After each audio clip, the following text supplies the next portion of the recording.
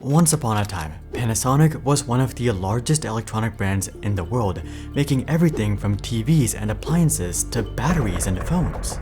They were the pride of Japan alongside Sony and Toshiba throughout the mid to late 1900s as they recovered from the devastating ruins of World War II. But the 2000s haven't been so nice to Panasonic. They've shut down their communications business, much of their TV business, and even their LCD business. They've also been forced to sell off many of their assets, including their security business, their semiconductor business, and most notably, their entire $3.5 billion stake in Tesla. And it's not looking much better internally either. Panasonic's revenue has fallen by over 40%. Their gross profit has nearly halved, and they've written off tens of billions of dollars worth of losses. As such, their employee count has shrunk by over 100,000 people within the past 13 years. Honestly, the only thing at Panasonic that hasn't gone straight down is ironically their stock price. But this isn't all that much better anyway, as the stock has basically just been going sideways for the past 30 years. And when you account for inflation, you'll see that Panasonic stock is actually down 66% over the past 30 years. Seeing all this, I decided to check the bankruptcy probability for Panasonic. Usually for the big tech companies, the probability is less than 1%.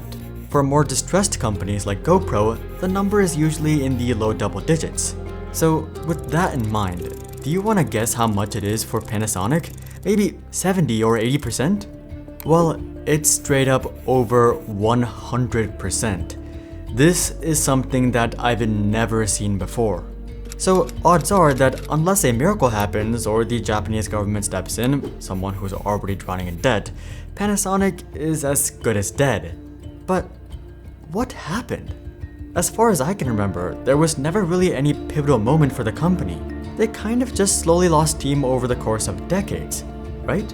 Well, there's actually a lot more to the story, as much of Panasonic's demise can be attributed to them forgetting about their roots.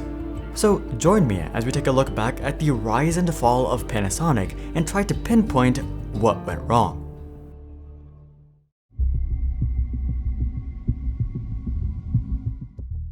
Panasonic's fall from grace shows how even major corporations can falter when they lose sight of their core strengths. This iconic Japanese brand went from electronics giant to borderline bankruptcy by failing to adapt to changing technologies and markets. Now, everyday investors face their own challenges finding stable returns amidst economic uncertainty.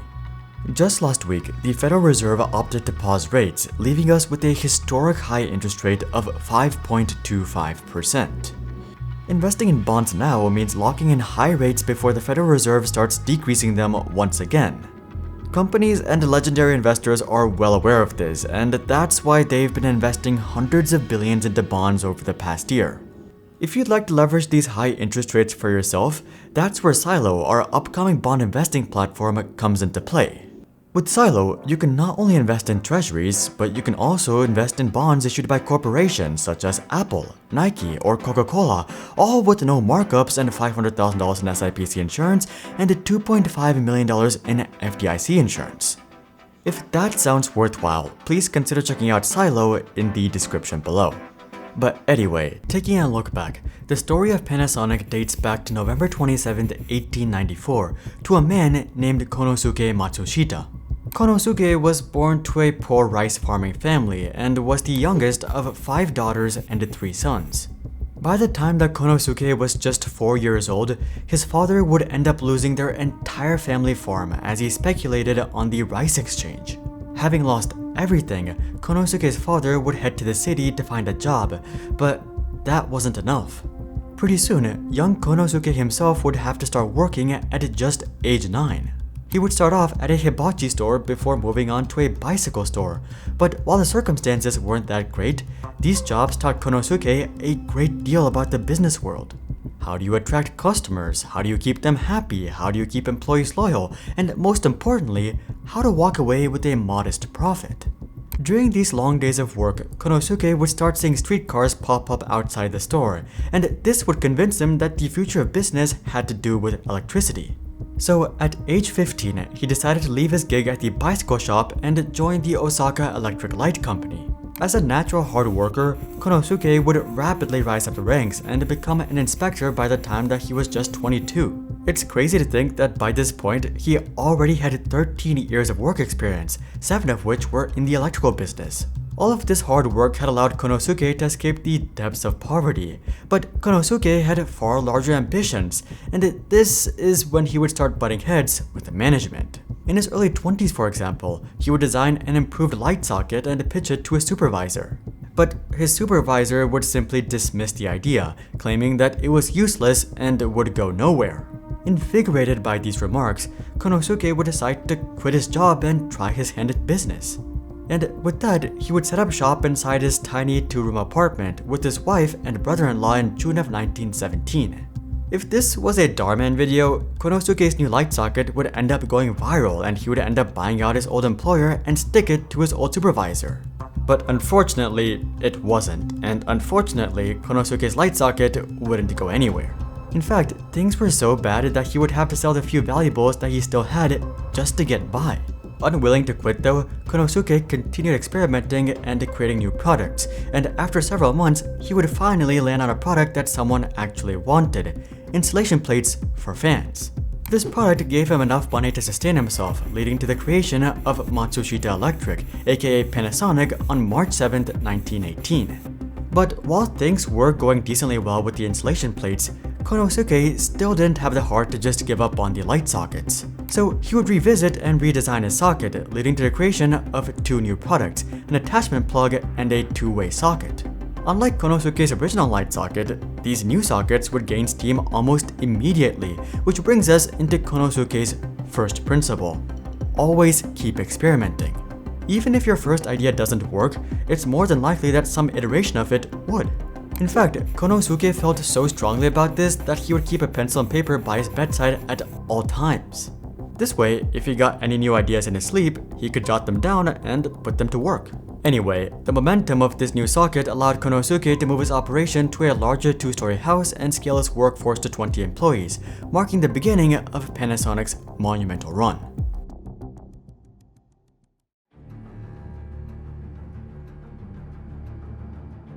Moving into the 1920s, things were going much better. Panasonic had turned into a legitimate local business, but that isn't to say that the road ahead was always smooth. In fact, Konosuke would find himself in another difficult situation with this next product itself. What hurt the most with this product was that going into it, Konosuke was sure that it was going to be a banger. It was one of those ideas that he got while sleeping and woke up thinking, Eureka!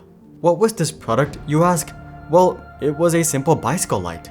Battery-powered lights were already a thing, but they were completely impractical as they only lasted 2 to 3 hours. So most people, including Konosuke himself, resorted to using a candle lamp when biking. Frustrated by this reality, Konosuke would spend 6 months designing a bullet-shaped bicycle lamp that was truly revolutionary, lasting 30 to 40 hours. Excited, Konosuke would strike deals with a bunch of wholesalers and stock stores all across the city, but to his utter disappointment, not a soul would buy these lamps. Why, you ask? Well, because people had already made up their mind that battery-powered lamps sucked. Konosuke kept holding out hope that the strength of their product would shine through in this overlooked market, but it never happened. To make things worse, the Great Kanto earthquake would strike in September of 1923, which destroyed much of his sales partners. But by now, I think you know that Konosuke never quits. 4 years later, he would come back to the bicycle lamp market with a square-shaped lamp. Nothing much had changed internally, but Konosuke's approach to selling these lamps was completely different. For starters, the light was an odd square shape, something that people had never seen before. This was very much on purpose. It was to emphasize that the light itself was nothing like people had used before. Konosuke also bought out newspaper ads that read, "National lamps, buy for your assurance, use for your benefit." And to round it all off, Konosuke would hand out 10,000 samples to stores without any sort of obligation. The result? Well, Konosuke would end up selling 30,000 units per month by the end of the first year itself, which brings us into Konosuke's second principle. Good products don't sell themselves. Just because you have a good product doesn't mean that people will line up outside your door wanting to buy it. Even a good product requires an even better marketing campaign. Having realized this with the bicycle lamp, Konosuke would have vowed to never let marketing screw over a good product. And with that, he would completely restructure the company in 1929. He would create 4 succinct divisions, one for each of their major product categories: electrical sockets, batteries, bicycle lamps, and radios. Each of these divisions had their own national sales department with regional departments underneath them. And to top it off, Konosuke would directly link each sales department with their respective manufacturing department. This way, manufacturing was directly dependent on sales, reducing the likelihood of overproduction or underproduction. With this brand new sales force in place, Panasonic would enter the 1930s with pure dominance as they grew to be a national player employing over 10,000 people. But just as Panasonic was hitting a stride, World War II would roll around.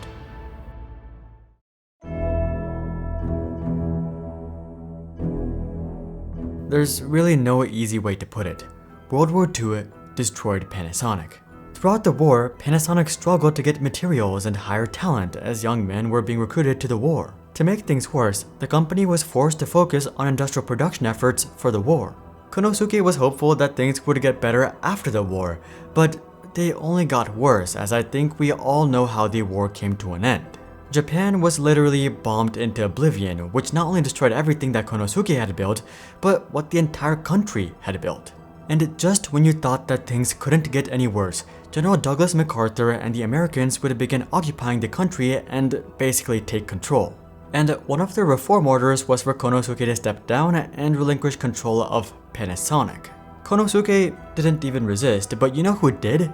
His 15,000 employees who signed a petition to keep Konosuke in power. They argued that Konosuke was a vital part of their reconstruction effort, and that removing him would basically destroy the company.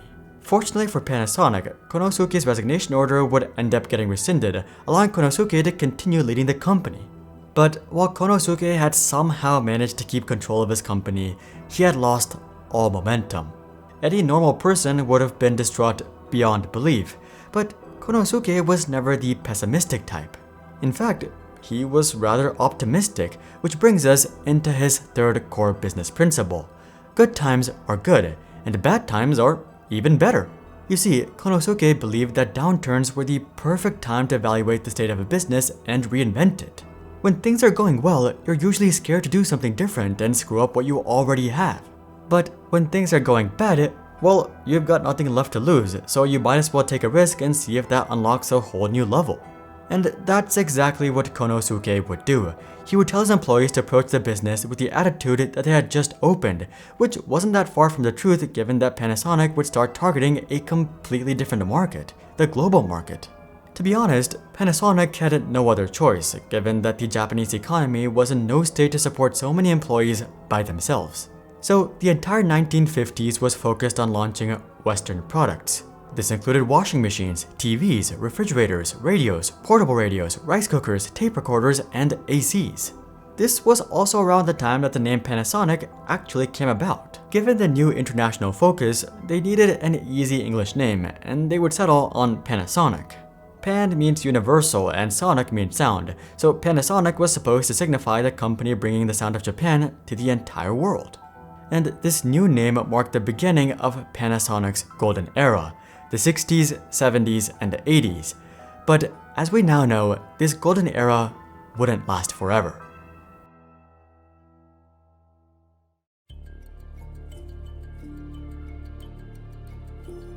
It's sad to say, but Panasonic's peak basically aligns exactly with Konosuke's death in 1989. Ever since Konosuke died, it has only been downhill for Panasonic, and it's no wonder why. They basically completely forgot about the principles that made the business successful in the first place. Take Konosuke's principle of always keep experimenting, for example.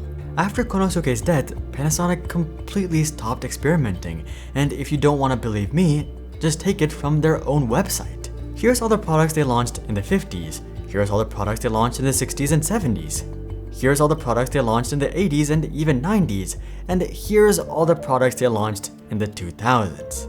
Yeah, you're not looking at that wrong. There's not even a single product listed on there. Their last notable product was way back in '98 when they launched digital TVs for the US. You can only hit the ball out of the park if you try swinging. Panasonic has not swung in 25 years. But not only has Panasonic shied away from new products, but they've also dropped the ball on their existing products. You know how we talked about how there was no pivotal moment for Panasonic? It wasn't like their products just suddenly sucked or their pricing went through the roof or anything like that.